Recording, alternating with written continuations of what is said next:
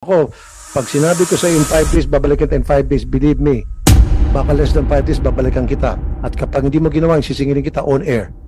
Grabe, Senator Rapi Tulfo, sinermunan ang mga pulis dahil sa mga talamak na nakawan na nangyayari sa iba't ibang mga kalye dito sa Metro Manila. Panoorin mo ang video na ito kung papaano ito mapipigilan ngayon na nag-utos na si Senator Rapi Tulfo. Yung first 5 steps or 20 steps, pati yung release ng pedestrian overpass, nilagari na, wala na. So, yun lang po, nakita ko yung progression noon through the years. Okay. General, ganito pong gawin natin. Maglagay kayo ng ano man tawag nun, yung maliit na parang station, parang ano lang, container. I want you to put an outpost. If I need to talk to your chief PNP, I will. From now on, I need an outpost doon. Na 24/7 na doon yung outpost that will serve as police visibility. Na dapat may naka-duty na police, at least 5 police. At mayroong isang mobile car na pwedeng umaksyon agad.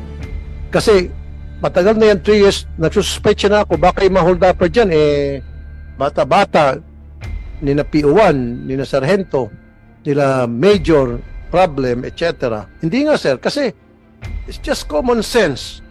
Sabi nga ni Sir Pamtondo, sundown, limpyo na yung mga pulis, saka pasok yung mga kriminal. 1+1 yun lang po yun, sir, equals, baka kasabot yung mga nagsisialisan ng mga pulis at nagtatago na kung saan-saan. O nag-aantay na sa beer house at sasalo na lang pagdating ng hating gabi, magdideclare na agad tumahold up. Ito na silang kita. Sinasabi ko lang to parang joke, pero maaaring pwedeng totoo. That's why para hindi kayo pagbintangan, do something about it. So I want an outpost doon, sir. Maglagay kayo. Kung kailan nyo ng pondo din, kakausapin ko si Chief PNP, I don't know, papapondohan natin. Maglagay ng outpost doon.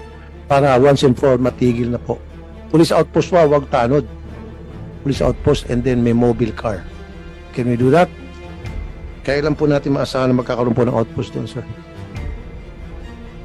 Give or take, para abangan ko. Kasi ako, sir, ganito ang, this is how I am, this is how I work, I operate.